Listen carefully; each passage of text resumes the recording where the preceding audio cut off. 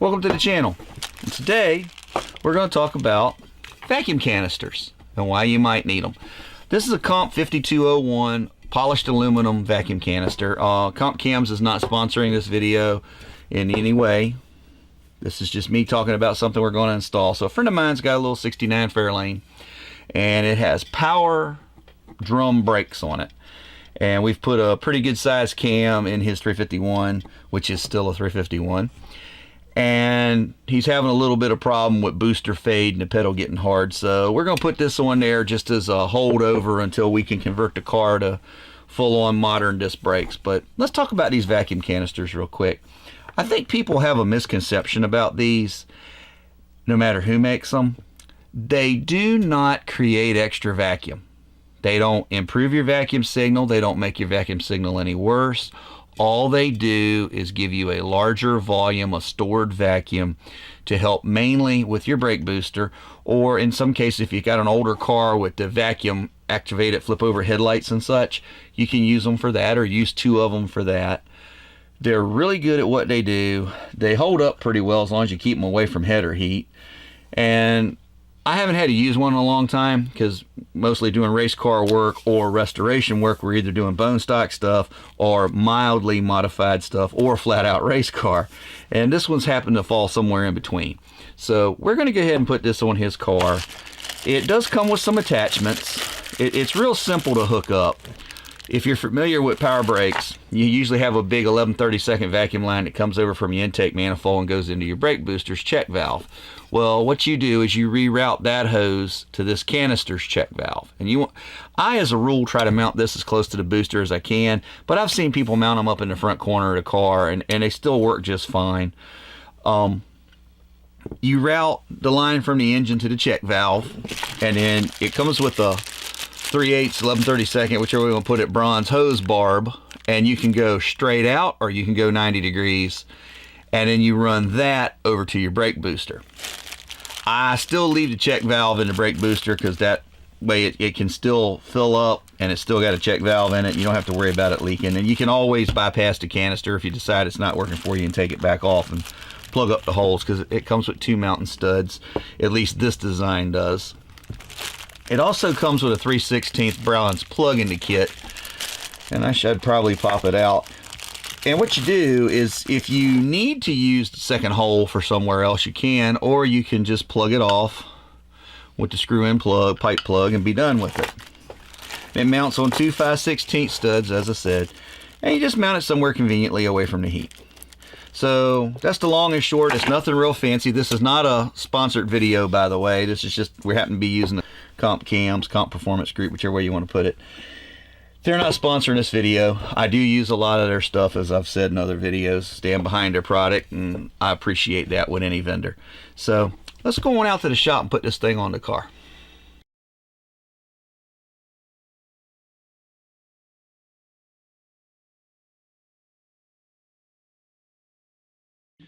So I got me some Ford Racing replacement grommets for this thing. This is not a sponsored video.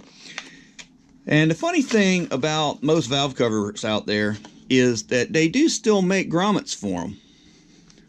Mostly all the manufacturers make a replacement grommet for their valve covers. There you go. Now I may pull that one out and change it. I'm debating on putting a PVC valve back in this thing, because the way it was set up when I got it, it was running on the headers.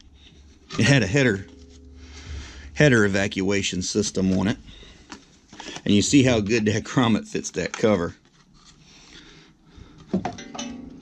Whoops. There we go. I managed not to drop it. Now I just got to clean it off. Now I'm going to go ahead and put this in here, because for right now, that's what we got. Now I got another problem with this motor I got to work with.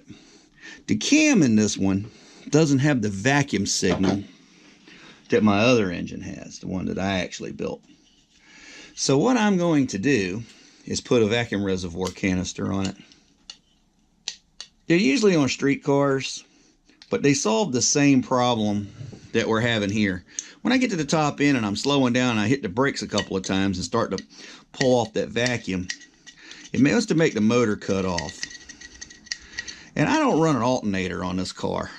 I typically don't on my drag cars, though I may in the future because of this little problem. Motor stalls out because I took all the vacuum away from it. And then I got to start the car. Well, when that happens, a lot of times I run the battery down and I can't get it started back up. So I'm going to go ahead and do something about that. And that is put that canister on.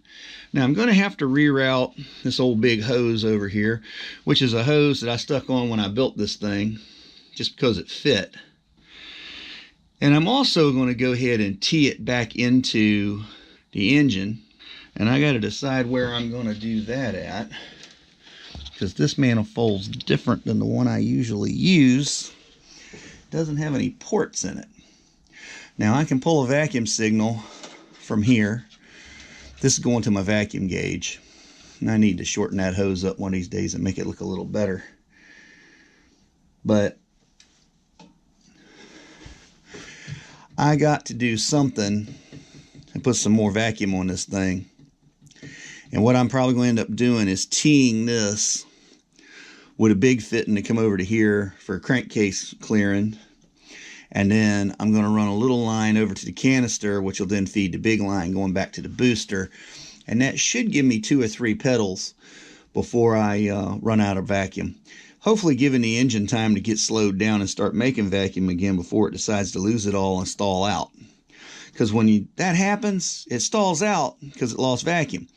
Fuel is still coming out of the carburetor going into the intake, and basically it gets rich. So then when it does cut off, it's slightly flooded and it's really hard to start it. But we'll worry about that in just a minute. So as long as I'm out here, wee hours of the morning, I might as well go ahead and try to get something constructive done.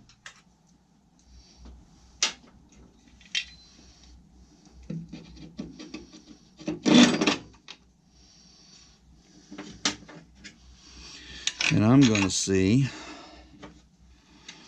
if I can't go ahead and just mount this right here using the old windshield wiper hole.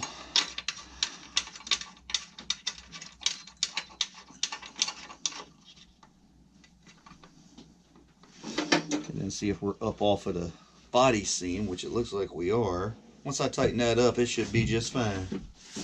This is a good time to do this too, because I'm going to be filling in the cowling here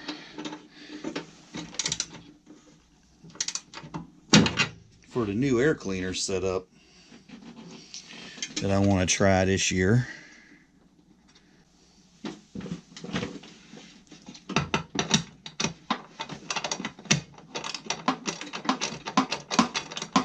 There we go. That's not going anywhere. It's not rubbing on the cowling, and it's not touching anything. It's just kind of floating up there. Alright. So now all we got to do is hook it up.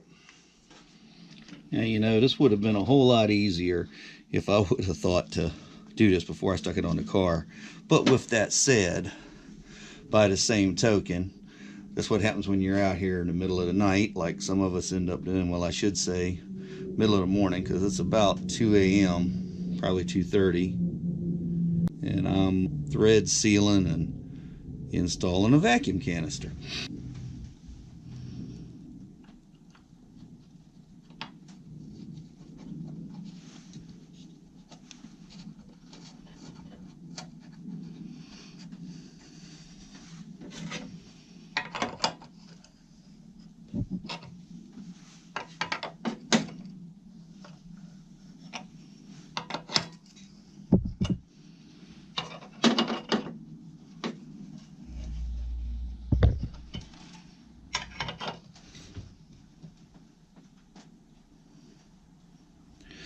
Now we get it pointing perfectly this way. I think I'll stop right there.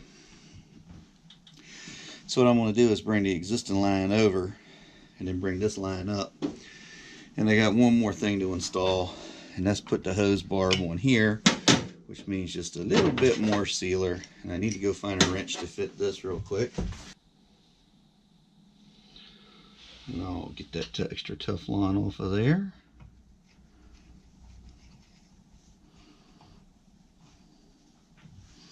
And then we'll go ahead and screw this in.